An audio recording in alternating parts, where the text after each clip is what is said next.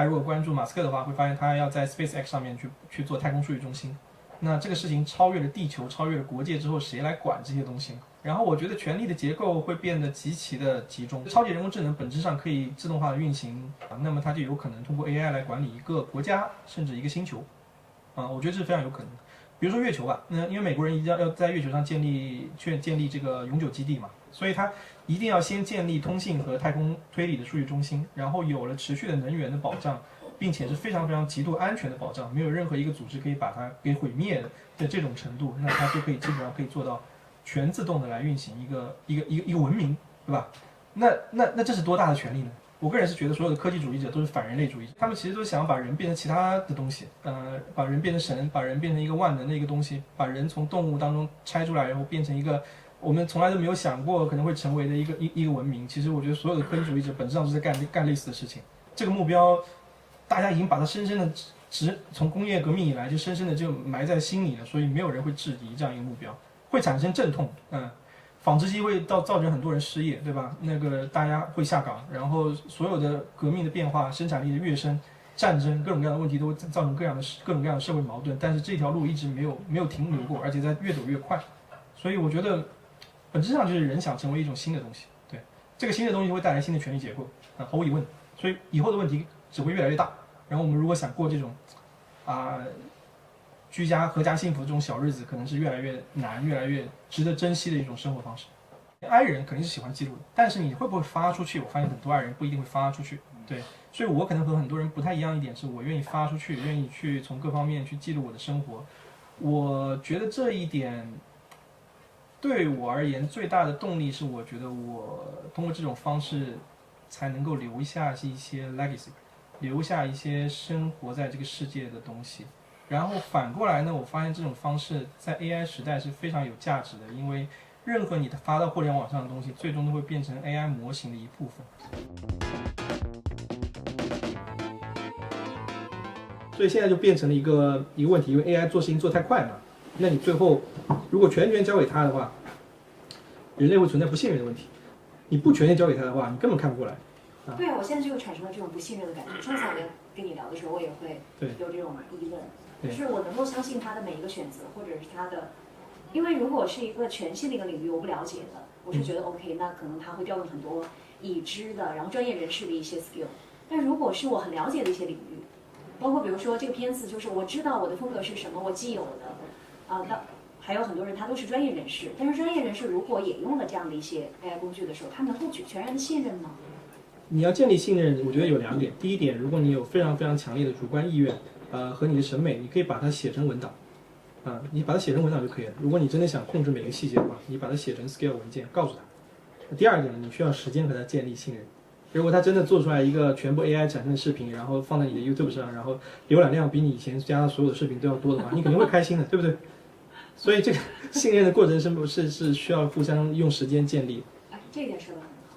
對，先不要，就是可能先要嘗試，是吧？和他徹夜談3個小時。如果你沒有和 AI 徹夜暢談3個小時，他也是同樣不理解你想要控制的具體的各種細節。對，本質上是一樣，對，本質上是一樣。所以一旦你轉換這種視角之後，你會發現自己突然很擅長利用這些東西，做出來的東西也會和你想要做的很相似。其實現在已經可以在網絡上看到很多擅長利用 AI 和不擅長利用 AI 的人的差別。对，所以我覺得最重要的差別，我想在今天分享的關於 Harness Engineer 最重要的一點，就是在這張卡片上，就是不要把 AI 當作工具，把它當作是一個正常的人。對，現在其實有很多有意思的工程師，他們在嘗試做一些看起來像人類的 AI， 他們有情緒、有情感，甚至還會和人談戀愛，至少看起來是這樣子。对，就是更多的希望他的用戶把這個模型、把這個產品當作是人。我覺得這本質上從反過來也會讓更多的用戶在未來使用 AI 產品的時候，更多的用人和人的視角、人和人的溝通的視角去看待這些產品，而不是用冷冰冰的工具的視角去看待，這有助於這些人去更好的使用 AI。如果我是一個完全不懂編程的人我們今天大部分人也是跟我一樣的，然後我也想要做一個像你剛才提到的這樣的一個藝人公司One Man，那我從什麼地方開始？從具體的工作開始，我覺得會比較好一點。比如說你想做 YouTube 相關的事情，你無論是安裝 OpenCloud 還是 LMS， 還是直接打開 OneMan.ai 使用 OneMan 的話，你可以先從小事開始做起，先從採訪提綱開始做起，然後慢慢的做到視頻的生成、視頻的剪輯、素材的搜索，然後再慢慢的在建立信任的过程當中，給他一個非常非常宏大的目標，看他應該怎麼樣去看待這些事情。當然，在他去制定你的來100萬粉絲的這個宏觀目標上，肯定會有很多你不認同的東西，但是也會出現很多你意想不到的一些思路，我覺得都是有助於我們來重新思考我們想做的事情。所以先從小事做起是非常非常現實的一個思路。如果你完全沒有接觸過這種產品的話，我建議你可以打開100.ai，然後你去注冊一個 Codex 的賬戶，然後你授權完了之後，你就先從比如說我接下來想採訪，你幫我安排一下接下来10期的採訪計劃，然後把你的 YouTube 的頻道的鏈接發給他就可以了，他會自己去查，會自己去看，對，然後他會把所有的這些東西都幫你安排好。我好期待啊！我今天晚上就要回去試一下。強烈推薦，强烈推薦。对。哎，你现在你的这个 One Man 有多少人在用？你知道吗？我没有看具体 DAU 是什麼，但是最近3天，因為我才剛發布3天嘛，每天的在線這個沙箱都是被打滿的。對，然後我有一台帶128核的服務器在東京，然後所以現在的用戶應該幾千人是4、5千人應該是有的。對，而且有一些人因為他一直跑長程任務，所以這個沙箱就一直站着但是我昨天已經給他增加了2倍的一個在線的一個容量的額度了。對，就是這個事情本身，它現在的瓶頸不是在於 AI 和模型，而是在於說我們現在虛擬化技術沒有可以支持到比如說支持上萬人或者100萬人在線，那這個是目前的一個很大的瓶頸。所以其實這個基礎服務，它的沙箱的基礎設施也是我搭建起來的。這個產品就像一個樂高一樣，其中所有的小的方塊都是我自己做的。那一點一點做起來，從1月份做到現在，然後才全部幾乎可以說做到80分，也沒有上90分，做到80分，可以使用，可以看起來比較 amazing 的一個使用的方式。這個是一個免費的一個小嘴本。對，我沒有收錢，對，這是一個免費的，而且它部分代碼是開源的。部分代碼是開源，對，然後還免費，那你怎麼掙錢呢？不掙錢。對，不掙錢，因為我覺得它還沒有到足夠高品質。對，像 OpenCloud 其實也是免費的，對不對？它的代碼也是開源的 ，Elements 也是開源的。現在處於一個早期階段，我覺得人類社會有一個很有意思的一點，就是總會有很多不吝嗇於分享自己想法和創新的一些經驗的人，他們在一件事情處於早期階段的時候，習慣於把這些東西把它變成公共領域的知識，而不是專利。在軟件領域，這個事情是非常非常常見的，所以有很多開源項目一開始都是不掙錢的。到後面他們才會去考慮商業化的東西。對，所以其實大家可以也問過我類似的問題，就是你做了這麼多東西，然後有一些都是開源的，不怎麼掙錢，那怎麼想的呢？那在日本社會的思維，他們可能更多的希望說能夠給自己做的東西申請專利。但我覺得如果你已經站在前人的基礎之上去嘗試做類似的東西的話，你更多應該考慮的目標是怎麼把這個東西本身做到足夠好。第一點首先是這樣子，之後才是關於收費，關於怎麼樣讓這個產品可以持續運行下去的關係會比較多。那藝人公司，因為我們今天就聽，就是你的分享的部分是到這兒了，是不是？對，我的分享沒了。對。對，這個是掃碼是進入什麼？這個是進入我們在單向街，我在單向街今年關於 AI 的這個10期系列分享的一個網頁，然後我們所有的 keynote 都會在這個網頁當中展示。對，如果大家回去之後想看這個 keynote，因為這個不是看不太清嘛，它這個太糊了，這個太小，所以大家回去以後自己去可以看這些 keynote。如果感興趣具體的話題的話，然後之後所有的這個分享的 keynote 都會 host 在這個網站上。我們還是要有那個 workshop 的時間吧？對，我給大家展示一下。對，因為這個還是我覺得大家可能會比較期待的一面。我們現場沒有誰有真實的問題的，就比如說那你就用我的問題吧，好不好？我要成為一個100萬網紅。大家可以先看一下，對，我可以用你的問題，就是比如說，我隨便點開一個例子。對，隨便點一個例子。對，大家可以看到這具體的員工具體完成哪些事情，然後這些線會告訴他具體的任務卡片是往哪個方向進行的。左邊就是所有的聊天，可以看到各種各樣 AI 員工的聊天。這個任務因為已經跑完了，它的任務目標是在安野運營一個觀光蘋果農場，幫我做好對應的 IT 系統。和所有的基礎設施，包括这個是一個真實的哦，因為剛剛前2天他才剛去這個啊，對，然後現場有很多的日本的大爺大媽都有在現場，郭宇有現場幫他們解決很多一些在地的這個問題，然後 NHK 也有去拍攝，所以這是一個真實的。對，可以看到上面就是所有的目標它都已經完成了，所以這個任務已經結束。然後這些上面是完成任務目標的卡片，下面是這些具體的報告，還有代碼在哪個位置。然後這是具體的員工完成了什麼，你點進去可以看到。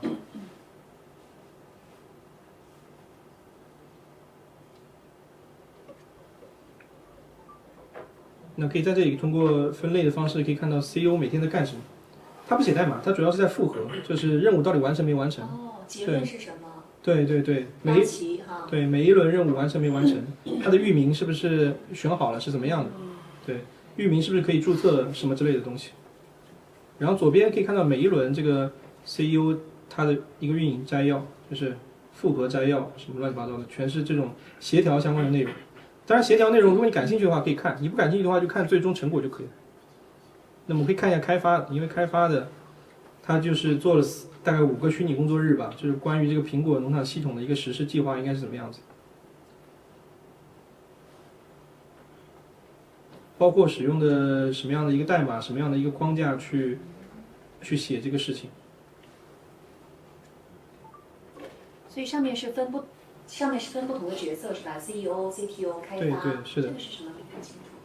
這個是開發工程師，對，然後財務可以看，大家如果感興趣可以看財務，對，他做了一個36個月財務預測和持續盈利方案的計算，對，因為它是觀光農場嘛，它主要是在研究它種這些蘋果之後會來多少人去採摘這些蘋果，然後每個人門票收多少錢什麼這些東西。財務是負責要出一個財務模型是嗎？財務是負責，它有一個宏觀的預算，這個預算又包括這個它種蘋果的預算，也包括這個它開發這個軟件系統的所有的預算都放到裡面，然後它會去統一協調怎麼樣去花這些錢，然後它會算我做出來之後，我未來幾年能不能賺到這些錢，通過什麼樣的方式賺到這些錢，要通過售賣哪些產品，如何定價，然後來賺到這些錢，因為定價會和這個網站設計有關係，因為網站要顯示說你過來預定了之後要花多少錢預定嘛，對吧？所以所有這些東西，它這些細節都會互相比對。如果不比對的話，你就會發現所有的暫停點都在你。就像我們傳統的通過 AI 的開發，寫完一個東西之後，哎，一看怎麼不對，然後再跟 Claude Code 說，你幫我把價格改成多少。一般是這樣子的嘛，對吧？對。但通過 One-Man 是全自動的嘛，因為它要互相協調。它首先要，你可以給它一個預算，比如說我就5000萬日元，沒有更多了。然後5000萬日元，你幫我在這邊呢再找個地方，那多大他會自己去找，找完以後他種多少棵蘋果樹。去哪裡買這些蘋果樹？蘋果樹從種了以後到收穫要多少天？當你真正開始回本的時候，之前要投入多少錢？然後開始運營你的蘋果農場之後，一個觀光的一個遊客賣多少錢的門票，他全部給你幫你算。就是說這些不同的 angles 都是他自己去想的，對，而不是你布置他的任務。那你給他的最初的口令是什麼呢？就是剛才那個在下面這個比較小，把它放在。對，就是这一句話嗎？這一句話，對，就這一句話，然後他們就工作了好多天。對，是。在哪兒運營一個什麼什麼地兒，幫我對應好 IT 系統所有的基礎設施，包括服務，然後幫我制定持續盈利的計劃。對，是的，這裡就到計劃為止，把 IT 系統做完為止，到計劃為止。對，如果你說你希望做這些事情，幫我去運營持續。運營這個產品，然後讓它持續盈利，它就會一直運營下去，它就會上線這個網站，對，然後會把所有的你要做的事情寫成報告告訴你，然後它會有一個明確的阻塞點，要求你必須去完成這件事情。他還會幫你打電話。Basic 來說，他會去做一個日本叫做 Business Plan 的一個商業報告，然後他會去幫你去尋求一些貸款的融資，然後他會去查詢在長野需要運營這種農場可以去哪裡貸款 ，JA 會不會支持等等等。對你的這個口令下達了之後，多長時間，他最後得出了一個，就是給了你一個這樣的計劃呢？這個任務沒記錯的話，大概40多分鐘。40多分鐘就結束了。對。那我們可以看一下最後的那個計劃，成果是什麼？成果就是剛剛給你看的這些東西，對，但因為他沒有把這個網站上線，所以你看不到這個網站的這個網頁的效果。但是他這裡確實寫完了，因為你看到這裡。因為我的目標沒有讓它上線，所以它最後會落在這個沙箱本身的一個交付的文件當中，你可以把它下載下來，那比如说市场好了，我们想知道市场部门应该怎么做，那我们看到他的最后的这个計劃是什麼呢？他說已完成，對吧？市場部門。對對，稍等一下。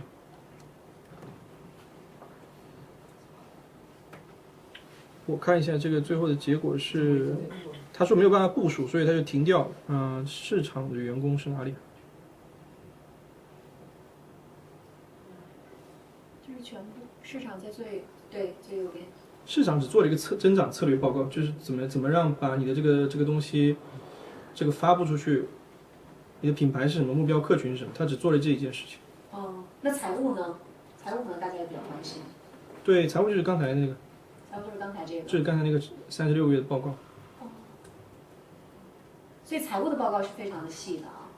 財務的報告，這個只能說是一個估算，因為你真正開始運行之後，它會在每個虛擬工作日之後，根據你的這個網站的這個訪問量啊，什麼亂七八糟的東西，真正你的收入，你的預定系統當中預定的這些預付款，應該說預付款，因為沒有真正發生這個事情，實際上是預付款，來去重新的去校正你的這些經營判斷。如果我們已經在40多分鐘之後拿到了這樣的一個計劃，就是可以持續盈利的啊，那我們應該怎麼做呢？這件事情的明顯的人類阻斷點在於，如果你不想在沒做這件事情之前就上線網站的話，你應該讓他給你出一個明確的日語版本的商業計劃，然後拿去銀行申請融資。如果你不想去做融資，你已經有現金可以幹這件事情的話，那你就應該明確的告訴他，我現在要運營這個農場了，然後你幫我把這個位置的選址，然後這個農場的這個租賃合同或者是買賣合同幫我提前準備好，然後這個暫停點就會到你這會就變成了他把所有的文件都準備好之後，你就要去你也可以讓他打電話，你可以讓他打電話去預約一個時間，去找到潛在的賣家，然後你把這片地買下來。其實尋找農場這件事情本身就夠累了，因為你想你去鄉下去尋找一片農地，對不對？你對於一個完全不懂日語的人來說，你幾乎不太可能。所以在這裡面，你可以明確告訴他，你幫我去把這件事情幹完了，所有的材料你幫我做完了，電話你幫我打了，你用 Tua 的那個 AI 的翻譯電話來幫我打，它可以自動幫你打電話。它自動幫你打電話，對，是一個語音的，然後虛擬的語音的電話，它會打給對方，對，來協調。是的，是的，我們做了一個是叫一個 Tua 點 AI 的產品嘛，就是幫你打電話的產品，它會去接入這個電話的產品，然後幫你把電話也打完了，打完了之後，那可能暫停你就回到你這一側了，因為你需要和這個賣家真的約一個時間去聊嘛。包括如果那個電話那一方是中介的話，你就要去到那個中介的那個門店嘛，然後你要和他聊，對不對？所以這件事情就會回到你，那回到你，他們就會停掉，他會告訴你，如果你不做完這件事情，不告訴他繼續的話，他也沒法繼續下去。對。好，關於這個我們的這個真實的一個案例，大家還有一些什麼問題嗎？好，關於這個真實案例哈。第一個問題就是，你這個是純雲端的，那他怎麼對我了解？就是所有本地的文件，像那個他不了解，對，他不了解。這個是從零開始運行一個項目。如果不了解的話，這麼短的 permit 可能會有很多抽卡的行為，它最後達到的效果可能和我差得很遠，所以要多次調試。這是一個從零開始的 business plan，其實它其實不太存在一個什麼抽不抽卡的問題，它會自己去校正它的目標，但是最後的結果肯定並不是你想要的。對，這個是會存在的事情。對，所以就是多次校正。對，你可以在旁邊跟他聊天，這有一個聊天框在這裡，如果它在運行的話，你可以跟他聊天。如果你想校正的話，但是我理解，如果你想運營農場這件事情，它本身就是一個比較隨着你的想法變動的一個 plan。它更像是一個 research 調查，對，它調查下來之後，如果發現比如說5000萬日元做不到，你可能想說可能太貴了，那我就不在這個地方搞了，那你可能會開一個新的 story，讓他去調查北海道或者其他地方。好，那還有一個問題就是這種架構比用 Cloud Code 的感覺，他們更費頭根。對，有沒有做逆向一些生成的方法？沒有，我不太喜歡做這種事情，因為我相信這個是模型自己來解決的問題。有錢，根本不想不是，你知道要跑一晚上要多錢嗎？多少錢？不是，因為其實我是給大家展示一下，這個其實對，這個其實是 Codex 的那個訂閱 plan，它會在訂閱 plan 裡面去不斷的跑你的這個額度，然後跑到你的5小時額度、週額度結束為止。對，不用 API。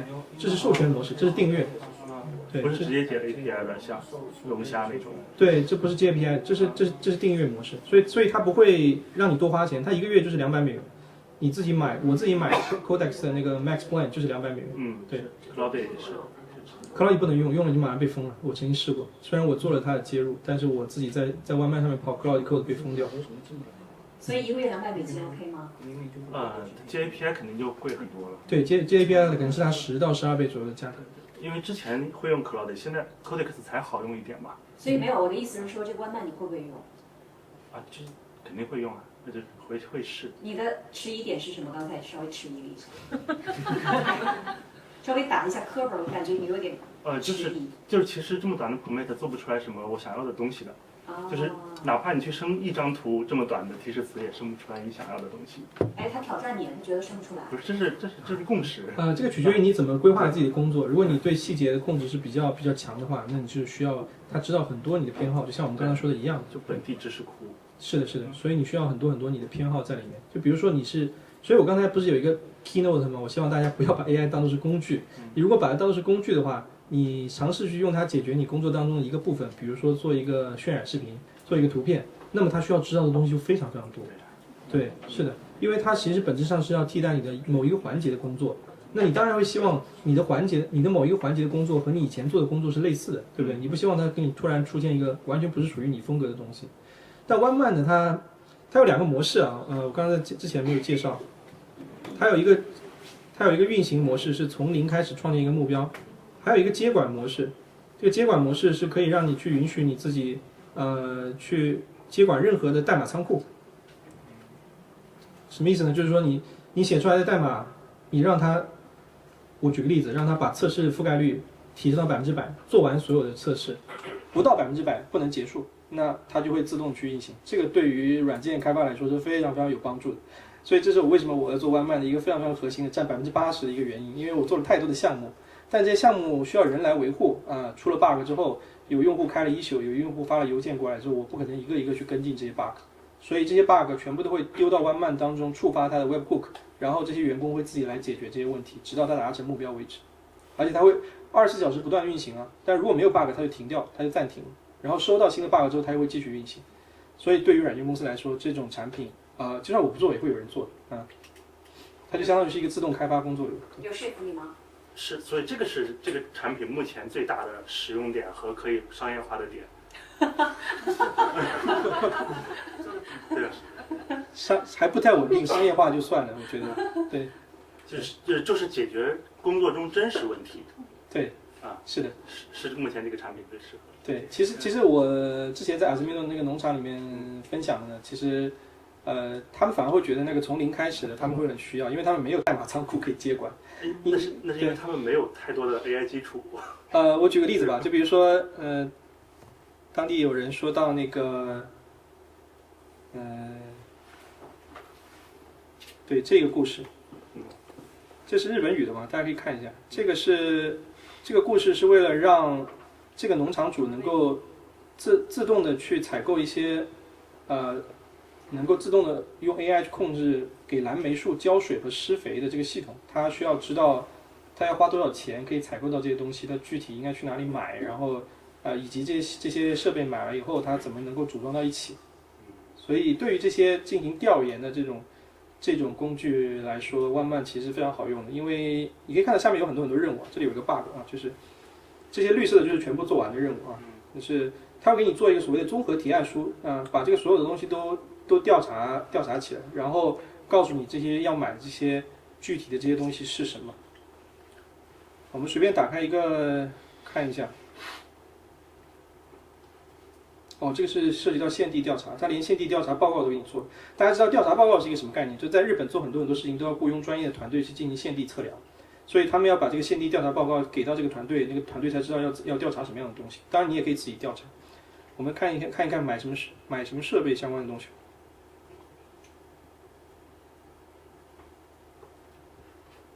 那這個是它的技術設計，它會去分析你的這個 sensor， 就是具體的這傳感器需要去監控什麼樣的東西。它給你大概去舉了一個300隻藍莓樹管理10個區域需要用到的東西。然後可以看到需要去管理這些土壤水分、濕度，是不是澆了太多水，pH 值啊，以及樹的年齡和它的生育階段，那這個是和病蟲害相關的一些東西。然後它把你這個系統全部設計好之後，它就會開始寫代碼。那具體用哪些方案來寫代碼，這裡全部都做好。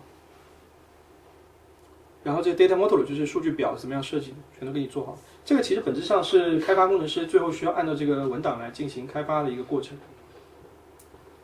然後他会在你買這些 sensor 之前就會把整個系統都開發好，然後你買了 sensor 之後，你就可以把這些接入到 OneMan 的 webhook 當中，它就可以自動的去來替代一個 AI 一個 AI 協調者的角色來自動化的運行你的農場。這個對他們來說是很震撼的，因為如果讓大爺大媽自己來做調查的話，就這件事情本身他們做不到，所以日本很多的中小企業他們非常依賴於諮詢公司，這個本質上是諮詢公司幹的事情。他們可能会和咨询公司開個會，說我現在年紀大了，有沒有比如說500萬日元以下的方案可以讓這個管理這個農場變得自動化？然後諮詢公司呢會把他們的想法變成文件，變成文件之後才會去尋找專門的一些 IT 的團隊來解決到底怎麼樣去設計，成本多少，對不對？所以這個更像是 auto research 之類的這種產品。对，當然 take over 模式對我們做軟件開發的人來說是非常非常重要的，因為就算他在修改 bug 来做次值覆蓋率這件事情上，也帮了很多我自己需要去做的工作，替代了很多我的工作。有的时候因为我有大概15个项目上線，然後同時接管15個項目，有的時候我早上起來就會看到大概有100來個不同的分支，然後創造了大概幾十個 pull request， 然後我根本看不過來，我就會交給我本地的 Cloud Code 去和 Codex 去審閱這些東西。但如果你信任OneMan的話，你也可以開一個新的 story， 讓它去審閱這些 PR， 然後讓它自動合併。還有沒有針對這個 project 的問題？簡短一點。好的。我有一個問題，你好，我和你一樣，我之前也是一個程序員。我從去年年底開始，就是我們公司就已經基本上就全部都用 AI 寫代碼了，然後我基本都沒有手寫過代碼。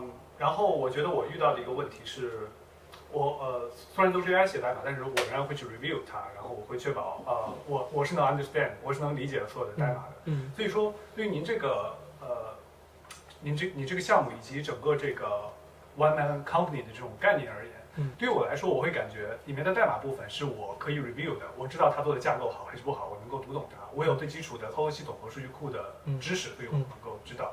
但是對於其他方面，比如說你之前它生成的商業計劃書，這些生成的這些增長財務相關的知識，還有增長模型等等，這些東西其實是我非常不熟悉的。我不確定我是否真的能信任它，我不知道它是不是由於某些這個幻覺產生的。我想知道這個方面，就是既然你是 follow up 整個這個 project， 我想知道你在這方面的經驗是什麼樣子的。我也不知道他是怎麼做的，實話說，但是他在不同的文檔當中最後都會有參考文檔，它不是亂想，它本質上還是依賴於 SOTA 模型，就是最先進的模型，它內部的思考模式來做的，所以它大部分的事實確認可能都會去網上去尋找，然後交叉對比，這是一點。第二個就是說，至於說它交叉對比完了之後是做的什麼財務計劃的商業書，它能不能夠受人信任，這件事情本身需要專業的機構、專業的人來評定。就比如舉例子吧，我真的要開農場，我讓他去做這個財務計劃分析、商業計劃分析書，做日語版本的，然後生成非常漂亮的 PDF 給我。然後我第二天我去找銀行去談融資，如果銀行的融資的經理認為它是合理的，那麼它其實就是合理，對不對？我沒有辦法，我沒有專業知識認為它是不是合理，我只能知道這個預算對我來說是這麼多，對吧？然後我知道它的成本控制是一個真的去網上搜過的一個真實的一個數據就可以了。那至於說這個計劃本身是否合理，我覺得我們沒有能力去評判它。對，所以我覺得其實相當於我們可以自己去 review 它裡面的 code 的架構，而你的這個做法相當於把這個 review 的責任有點是推給銀行的那個意思，就是由他們來做最終的確認，而你事先其實你沒有對整個這個一個商業計劃書等等或者財務資料的一個信任的一個感覺。舉個例子吧，就比如說 Cloud Code Anthropic 推出的那個法律文件服務，所有的網站都需要做2個非常基本的法律文檔，我的所有產品也都會有這2個文檔，一個是隱私策略，那麼第二個是用戶條款，對不對？這個東西你說讓我們程序員來做，我怎麼知道怎麼寫呢？對不對？所以所有的事情我都是交給 Cloud Code 和 Codex 讓他們來寫。那至於他們具體是怎麼寫的，我其實也沒看過那個文檔是怎麼樣，但是我在做這些文檔的時候都會去參考專業的 skill， 然後讓他們進行交叉確認，那確保它覆蓋了我這個場景當中所有代碼的使用情況，比如說我的用戶的數據怎麼保存的，用戶刪除了之後，對吧？這些它具體會不會在數據庫上刪掉，它都會去做對齊的。所以反而因為他知道你的軟件、你的公司當中的方方面面的東西，它會比一般你在外面去找的那種法律的諮詢的那些人寫的要更加細緻。對，但我沒有辦法向你回答它具體每一條我是不是都 review 过？说實話，我不會去 review， 我代碼也不會去 review， 因為我知道它能夠做好，是因為我信任這些 SOTA 模型。對，因為我先對 SOTA 模型有個基本信任，在此之上，我信任這些 agent 協調這些 SOTA 模型能夠做到一件比較好的高分的事情。我不能說是99分，但至少60分、70分是有的，所以我就會相信它，對吧？比起其他的那種我要去尋求的專業的一些知識的那些具體的諮詢或者是具體的一些律師事務所來說，我覺得這個成本和規模我還暫時用不到，所以我可能更多的去相信模型來做的事情。你會發現，其實現在越來越多的人相信模型做的事情的能力，而不是像2-3年前一樣需要去做頻繁的事實確認。一個很重要的原因是因為SOTA模型能力確實變強了。你記得吧？以前在 ChatGPT 剛出來的時候，他說了很多事情其實都是幻覺。他給你一個 paper 的報告，那個鏈接打開來是404，因為完全就是他瞎想的嘛，對不對？但現在你再去問 ChatGPT 的頂尖模型 GPT 5.5，或者是問 Claude Code 的 Opus 4.7，它不會出現這種事情。對，所以剛才他問到說怎麼節省 token 的成本，我不想做這個事情。有很多的項目在嘗試壓縮記憶，在嘗試各種各樣的方法去節省 token 成本。我覺得這個是 SOTA 的公司，頂尖模型公司應該幹的事情，不是我應該幹的事情。對，我覺得這些事情會隨着模型慢慢的進化，它會越來越很好的得到解決。所以我們要做的事情可能更多是調度，但調度本質上是要解決什麼事情？是要讓 AI 來接替所有行業的所有工作。所以我覺得必須要關注到這個重點，就是讓 AI 來接替所有行業的所有工作。第一個要讓他懂怎麼做這些事情，第二個要讓有能力去協調這些事情，發短信、寫郵件、打電話，就是讓他有能力來協調這些事情。對，這兩點做好了之後，你產生一個廣泛的可組合性，最後再把這個計算資源的問題解決了，那其實它本質上就是一個很強的一個超級人工智能。好，還有沒有問題？最後一個問題就是關於這個 project 的問題，我們要給一個機會給我們的非程序員的觀眾們，有沒有？你是非程序員嗎？你看起来就是程序员的樣子呀，你看起来就是程序员。他說他不是。好，那我信任你，那你快提问吧。好的，您好，郭宇老師。你好。我作為一個我個人就是純這種小白，但是我自己的經歷實際上是研究一些比如說股票或者說這一種預測模型這一類的。那麼我想以這個就是您提出的這個實例，以及剛剛那位觀眾他就是提到的一個問題，我可能就是會更加深入一點，就是說假設比如說我對於這個農場，比如說財務報告，我已經擁有了自己的一個其實一些非常先進的模型，就是我個人認為它是一個最優解，那我能夠把這個東西給它導入到這個裡面去，就是其實就是一種知識庫的導入，它可以做到嗎？可以，就比如說剛才那個接管模式，其實這樣，你可以開一個 GitHub 倉庫，然後全扔進去之後讓它接管就可以了。就是通過這個接管模式，对，把外面的東西給它導進來。對，接管模式本身其實就是說對你已經有的資料進行分析，然後再进行改進的一個過程。那運行呢，在這裡的運行就是從零開始做調查。明白了。對，它你都已經有最優解了，你還要這個幹嘛？不，就是其實是一個項目當中，其實是涉及到多個節點。那我可能對於這個節點，我自己是有一定的研究，但是我對其他節點我是不了解的。对，就是其實就是一個公司的 company 的這個整個體系嘛。那我可能個人，我只是對這一個點，我比較的，就是我自己有比較個人的一個最優解，我自己個人認為。那我想做一個比較龐大的項目，就比如說像郭宇老師提出的這個實例，那就是說他是財務人員，但是他不懂另外的其他所有的那些，那怎麼辦？是吧？是這個意思？對的，對的。对，我这想說一個題外話，就是接管這個模式其實是為什麼 OpenCloud 會火出來一個很重要的原因，因為它是直接在你的計算機裡面運行的，所以你不用上傳任何東西，它理論上可以拿到你所有的數據，甚至包括一些隱私的數據，像是什麼信用卡啊之類的，它都知道。所以它有一個兩面性，它第一是它可以很高效，第二個它可能會很危險，因為你不知道你無法控制它會不會把你的信用卡，會不會把你的隱私數據交出去給別人。所以現在世界上有兩派關於怎麼樣去設計 harness engineering 的人，第一派是覺得 local first， 他們覺得本地的協調、本地的模型應該是最重要的，因為他們在乎隱私。那另外一派是像我這樣的，我覺得雲端的計算資源是更多的，所以能夠擴大就應該在雲端盡量擴大。所以但是這兩者都有一定的道理。那麼前者的話，它有更多你的上下文，它可以做到更多的符合你的期望的東西。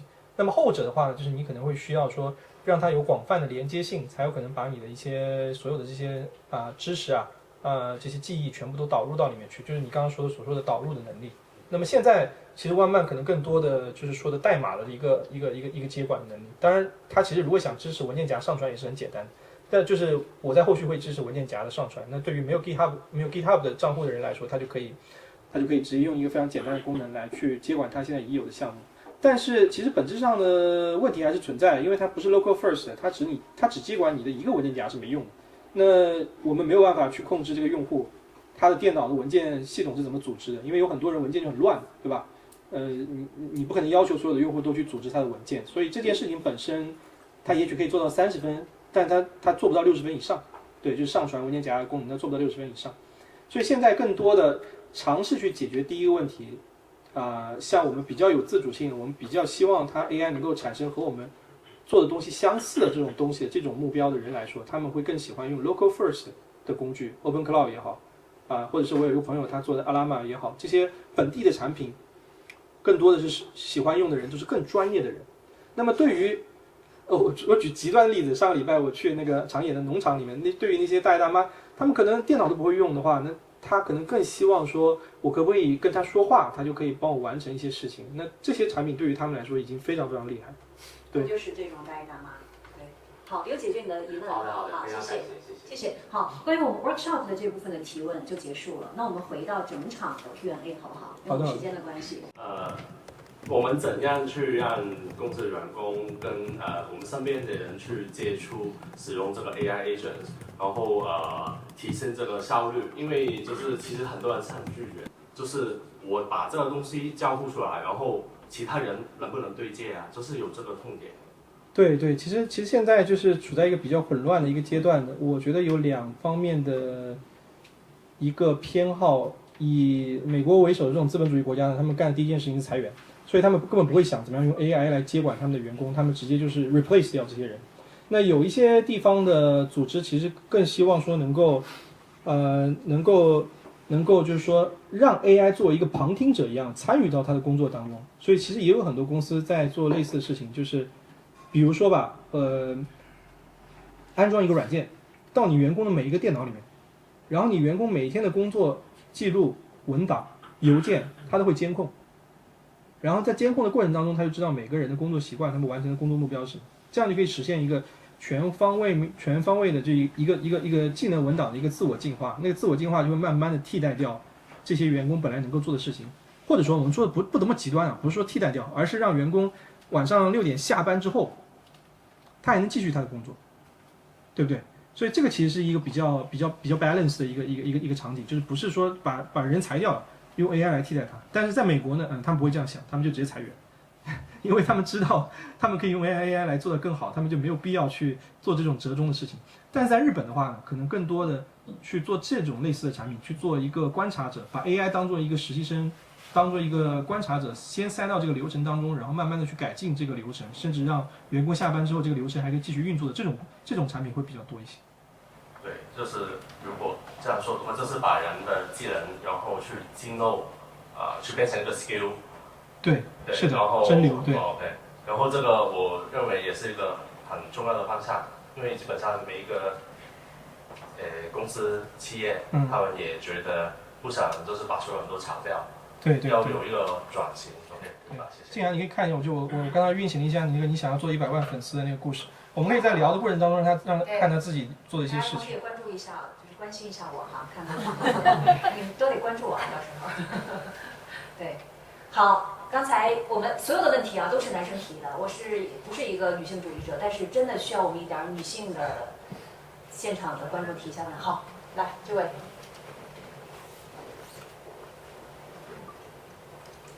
Hello， 我想就是做一個那個美股的交易監聽系統，比如說我定投了那個3Q 或者是納斯達克的標普500，然後我希望在它因為我自己有自己的倉位嘛，我希望當我定投的時候，它比如說突然暴跌10%、20%，它能夠提醒我進行補倉。因為現在的情況就是我就是一個用手和眼，然後就是人工的进行價值投資，所以我想做一個 notification， 比如說它暴跌的時候，它能夠通過郵件、電話還有短信的那個形式來提醒我。对，就是分两方面來說，就是做定投的 DCA 的策略，有很多的券商都是默認支持的。就你可能你使用的券商，比如說用日本的券商，它不支持的。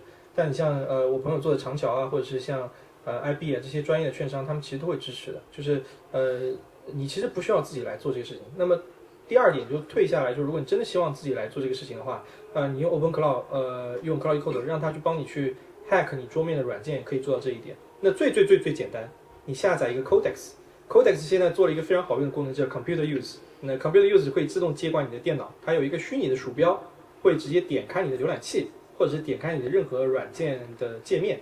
那這樣就很簡單了，你只需要把這個券商界面網站打開，登錄了之後就讓它自己來做就可以了。那這個是最簡單。然後你只要跟 Codex 說剛才你跟我說的那句話一模一樣的話就可以了。但就是我要跑在另外一個電腦上，因為我不能用我自己的電腦。為什麼不能用自己的電腦？因為我的電腦裡邊有我的用戶名和密碼，那他就知道我在幹什麼嘛。對，他知道你在幹什麼。Codex 用 Computer Use， 他知道你電腦裡面所有的事情、所有的情況，你賺了多少錢、賠了多少錢，他都知道。對，我覺得這個風險有點高，因為那個還是隔離一下，就是放到一個額外的設備上會比較安全。OK， 對，那我理解你的需求可能更多需要在券商的 API 層面去支持，它就不是一個直接使用電腦來接管你的電腦。但最簡單的方式就是下一個 Codex， 然後讓它用 Computer Use 來接管你的瀏覽器，或者是你本地的一些 App， 這是最簡單。OK， 我可以試一下，謝謝。這個需求的人應該還蠻多的啊，就是既想炒股，但又不想天天盯着，是吧？對。好，還有沒有問題？就是郭宇老師對未來這個怎麼看待一個人能夠更好的用好這些 AI agent， 還有怎麼培養新人去用這些東西？這個是個好問題，你就說一下你自己比較突出的幾個能力吧。怎麼去用？就是你如果每天都花了大量的時間再去使用它這些工具、這些模型，或者是 harness engineering 的產品也好，我覺得本身會轉變你的思想，是很重要的一個過程。對，這個我不確定你具體我要回答什麼，但是我就覺得，因為你每天都用，就像你打遊戲一樣，一個遊戲一開始你打得很不熟練，然後因為你每天都在玩這個遊戲，所以慢慢你就會變得很熟練。對，其實也沒有什麼特殊的技巧，產生信任也是需要這樣一個過程來慢慢產生信任的。然後，但是剛剛第二個問題說怎麼樣去培養別人來用這個東西，對吧？對，比如一個人他用的效果不太好，然後我用的好一點，然後怎麼讓他去提升這個，但是提升品味啊，提升他的使用習慣的那些。你是想提升女朋友了嗎？別人的事，對，這個我覺得首先改變別人其實很難了，就是他首先要有自己的動力可以去幹這個事情，但是人呢很難代替別人去感受，所以我覺得很有必要讓他先去感受一下現在 AI 可以做到什麼程度。對，一旦他感受了，這些動力可能會從他的內心湧現出來。对，你在外在去教他用什麼樣的產品呢？包括我在很早期的時候，去年10月份、11月份的時候，都可能像我親戚的小孩跟他們說了這些事情，可能他們都無動於衷，對吧？因為小孩嘛，就是沒有作業就開心，然後他也不想去接觸什麼新的東西，他還沒有緊迫到需要讓他去考慮自己的生計、未來的生計。但是你想想看，如果他自己內心是有動力，他能夠感受到現在 AI 可以做到什麼樣的事情的話，他就會像現在國內抖音啊或者 TikTok 上也有一些那種7、8歲的小孩在使用 AI 產品，在自己做一些有意思的遊戲什麼的，你就會發現這個人和人的差距可能更多就在這件事情上，在這個意識的這個層面就產生了一個分叉。然後隨着你使用它的時間越來越長你第一你首先要感受它的厲害，對吧？那第二你要感受到之後，你有一個主觀的能動性，可以讓你自己去慢慢的去使用這些產品，然後才是你怎麼把你的習慣把你的這些使用產品過程當中經驗傳授給他，對吧？在他有這兩者之前呢，很難說你外在的這些輸入可能會變成反而變成他的一種壓力。這是為什麼網上很多人說我傳播焦慮的原因。對。我有個問題就是現在比如說 OpenCloud 它各種 AI 工具不是层出不窮，可能過了1-2個月它就過時了。然後你如果是永遠學最新的東西的話，就有疲于奔命嘛。对，不知道怎麼就是用什麼樣的心態，知道自己該寫什麼東西，怎麼追上這個東西，怎麼解決那個 AI 的焦慮的問題。這也是個好問題，謝謝。其實我不知道大家在焦慮啥，就是我觉得每天都有新的東西出来，可好玩了。就我不理解，我无法在這件事情上有所感同身受。但我在想啊，就是如果我仍然還在字節工作的時候，如果你做的事情不是你真正想做的事情的時候，可能會感覺到這個時代變化很快，然後你的競爭力會不會被這些莫須有的這些虛擬的東西所替代？這方面我是可以理解的。但是我呢，又不是一個好員工。所以呢，我更多是站在我個人視角去考慮的，而不是站在我老闆視角去考慮的。我不在乎我在一個企業當中是處在一個什麼樣的地位，是不是手下管了很多人，我只在乎這件事情好不好玩。那從我以前沒錢的時候我也是這樣想的，有錢的時候也是這樣想的。所以我覺得更多的時候，你可能得在要做一個什麼樣的人這件事情上去想很多，你才有可能去調整你對這件事情的一個感覺。時代變化很快，對很多人來說是一個好事，因為在混亂當中會建立新的秩序，你才有可能會有進步，或者說你才有可能賺到更多的錢。如果時代一成不變，像日本泡沫年代破裂之後的30年一樣，如果時代一成不變，那麼你就不太可能會有太多的希望可以寄託於此。所以反而我一直認為這是一個好事，對現在沒錢沒目標的年輕人來說也是好事，因為時代在變化，階層在不斷的排序，你至少是有機會，你可以在這件事情上分一杯羹的。那如果所有事情都是平淡如水，那真的是沒有任何的希望。所以焦慮這件事情呢，你怎麼把它變成自己的動力呢？更多的是像我剛才說到的，你如何看待這個世界啊？我們很多人一開始一無所有的時候，都希望能夠做一些大事，讓自己的父母、讓自己的朋友、什麼女朋友、男朋友認可我們。但是很多時候，如果你太執着於這個目標，你反而做不好這件事情啊。人呢，有一個很有意思的能力，你必須要足夠放鬆，你才能夠做好很多事情。如果你跑步、你衝浪、你游泳，你會發現這些事情可能會刻在你的人類的基因當中的。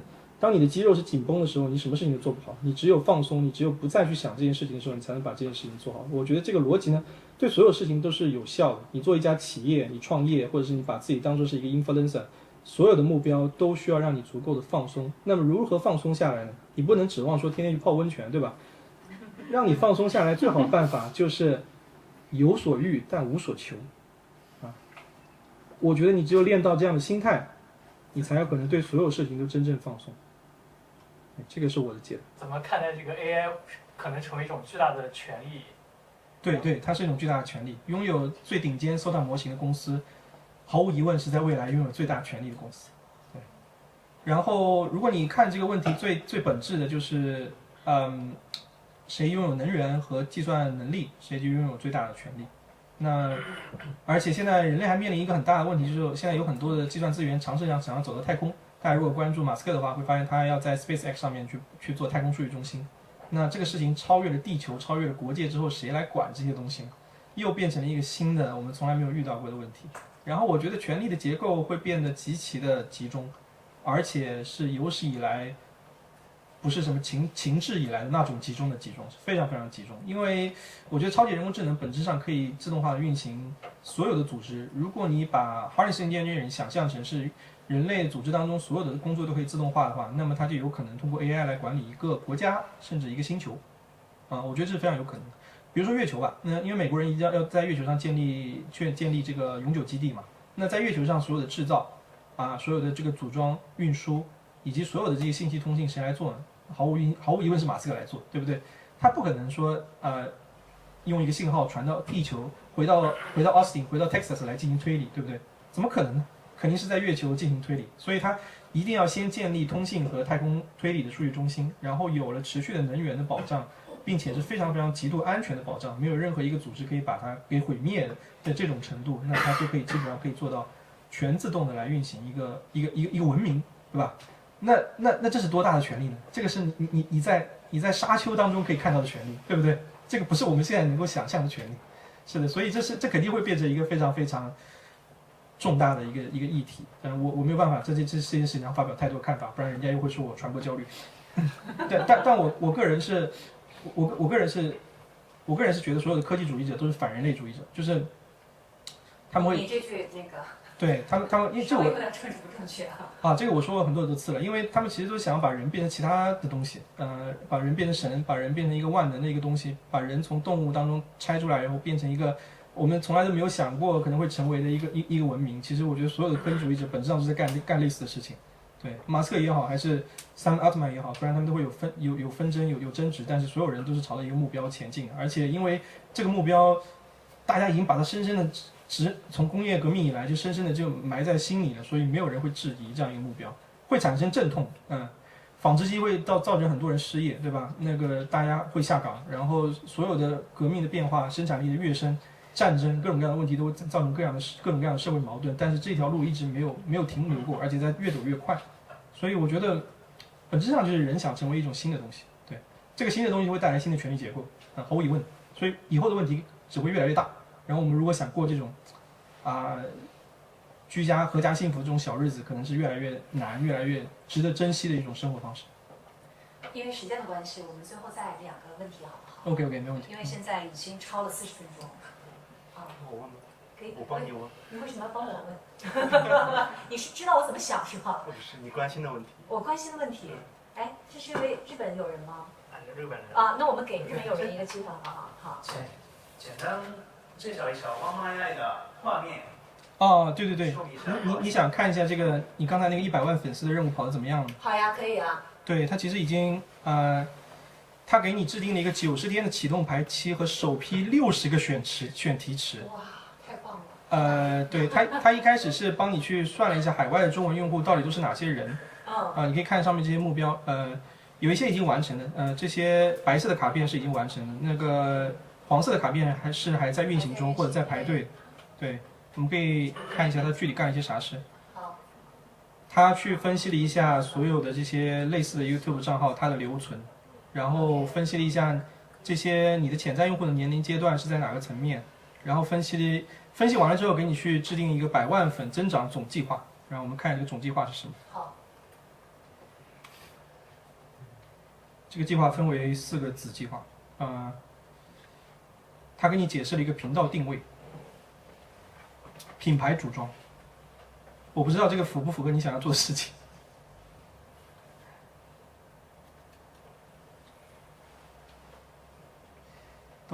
他根據他所謂的這3個支柱，然後給你去整理了這些內容，但我估計你都不是很想拍這種東西，對不對？對。你可能得在目標設定的時候，讓他參考你已經存在的一些 YouTube 視頻，然後說你自己就比較想做這種像採訪啊，或者是記錄之類的東西。對，是。那給你定了一個增長路線。所以這個其實就是需要跟他不斷的去溝通，對，然後讓他越來越了解你。是的，是的。他給你找了對標頻道，讓我們看對標頻道做的什麼。他其實對這些事實的這些結論，我覺得還是很有幫助的。就是他分析完這些東西之後，他會去。他其實按照指標，按照成功不成功與否來算，因為你定的目標是100萬粉絲嘛。這句話說得很好，不是在做一個中文新聞台，而是做新聞、財經、生活問題的中文解釋器。對，這個說得很好，幫助大家解決很多的身份啊、關係、家庭帶來的這個現實問題。海外華人現實問題訪談。對。他可能會更多的在已經成功的例子當中，可能去尋找一個可做的切入點，確保你做的事情可能和大家的成功路徑是一致，但是選題不會有重複。我比較想看他給你做的60個話題到底是什麼。對，來看一下，有嗎？看一下。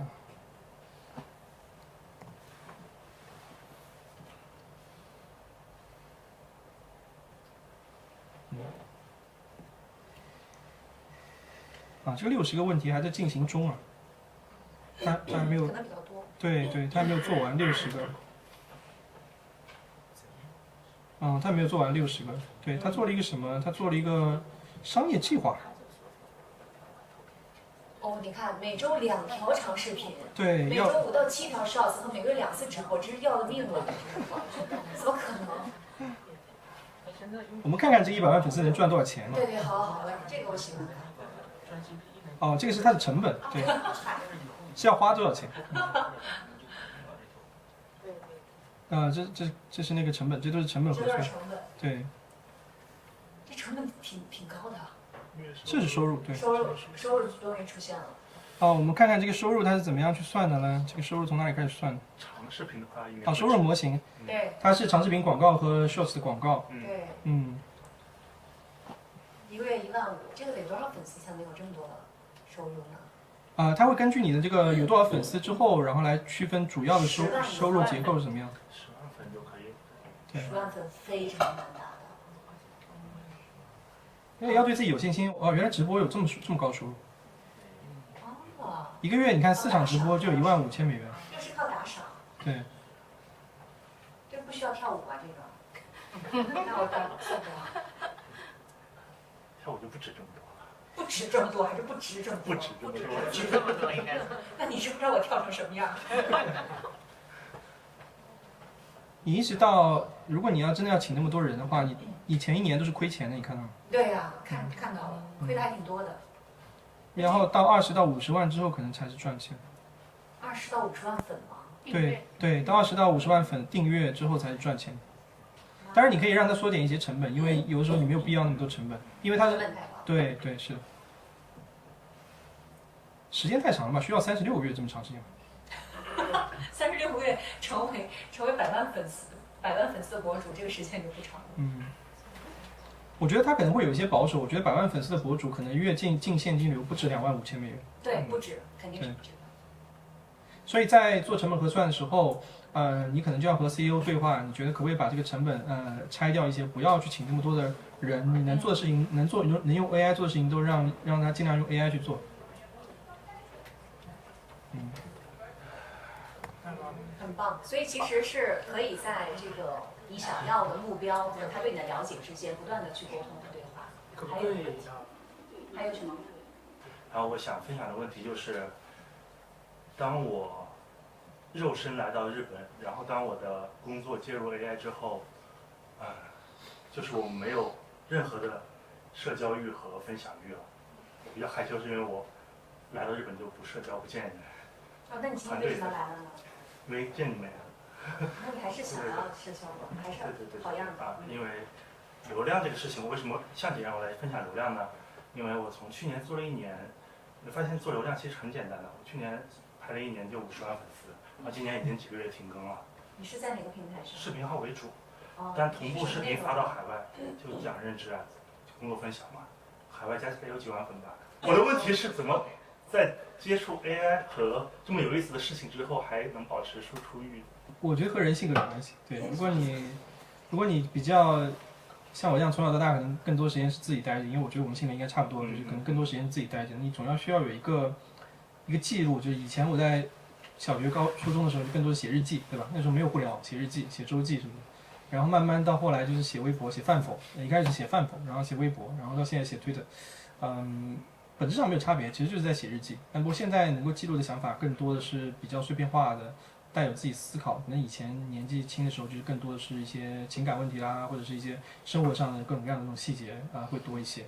然後我覺得能夠寫東西、願意寫東西的人的內在的動力，其實是他們對這個世界思考的問題的深度和頻率會比較多一些。因為人的大腦的機制是這樣子的，就是你的大腦其實沒有太多的空間可以去儲存這些思考的東西。因為你像我們平常每天還有事情要做，對吧？早上起來之後，可能點 Uber Eats，然後做早餐，然後去買東西，然後去整理這些事情，可能會佔用你大量的一些儲存空間。如果我現在生活方式其實主要還是在於說我生活比較簡單，所以可能很多做 AI 的事情，所以我的大腦上充斥關於 AI 的東西。但如果你有想法，你不記錄下來，你會發現到明天後天馬上就忘了，對不對？所以現在就是有一個問題就在於說，首先 I 人肯定是喜歡記錄的，但是你會不會發出去？我發現很多 I 人不一定會發出去，對。所以我可能和很多人不太一樣一點，是我願意發出去，願意去從各方面去記錄我的生活。我覺得這一點對我而言最大的動力是，我覺得我通過這種方式才能夠留下一些 legacy， 留下一些生活在這個世界的東西。然後反過來呢，我發現這種方式在 AI 時代是非常有價值的，因為任何你發到互聯網上的東西，最終都會變成 AI 模型的一部分。所以如果你寫了很多，但是你沒有發出去，你就很难享受到这一点。对，你可能做了很多很多的事情，也留下了很多很多的遗产啊，然後但你從來沒有告訴過任何人，你有很棒的思考，但是你從來沒有發在互聯網上，沒有和其他人去討論過、爭論過，或者是被人所啟發或者啟發別人的話，那可能就在這一點上就很難會有一個這長尾效應。對，但我覺得所有的記錄都是很有價值的，所有的記錄的來源都是因為自己內心想要去體驗這個世界，並且去持續的去思考這個世界，這是一個非常非常原始的一個衝動啊，這我覺得，但是具體你會不會發出來呢，就是一個性格問題。作为一种就是一个在日本生活的一个普通中国人，就是上班族，或者就是做的一些策略，就一个是关于 AI 的付费策略，就比如说为这个 AI 付费多少是比较合适的。可能我跟身边人去推那个什么，比如说你来用 AI 吧，他们连那个界面来那个1200日元的那个都不愿意去付的。哦，对，我能理解。对，就是这有一个前提，如果是你想要去提升自己的工作的话，你可能会觉得你的公司应该为你付这笔钱。啊，对，如果你很少。是的，如果你的公司不愿意付这笔钱，你可能会觉得你自己在花钱上班，对吧？对，所以我觉得如果对于有业余興趣、有自己的項目想要做的人來說，這筆錢毫無疑問是非常值得去投入的。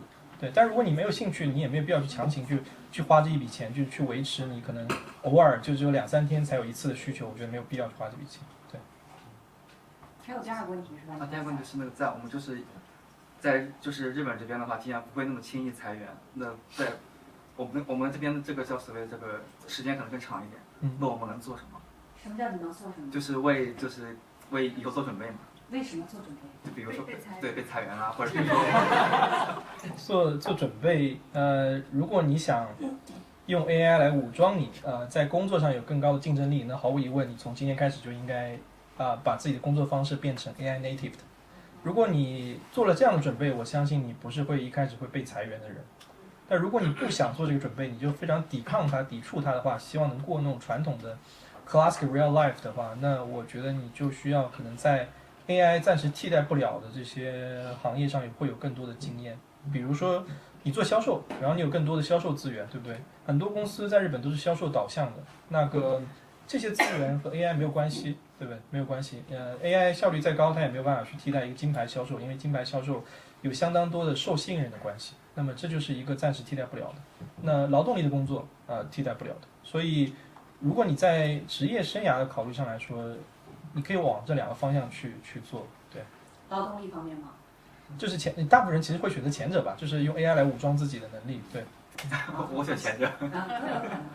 好，今天我覺得大家真的是特別的踴躍哈，現場。我們其實本來是4點應該結束，然後已經到了5點鐘。然後我們的這個對談呢是有10期，所以今天只是第1期。我們會在接下來1年當中有差不多10期的一個內容。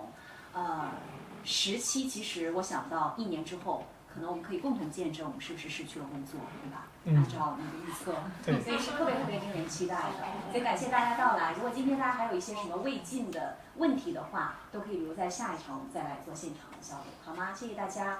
謝謝各位。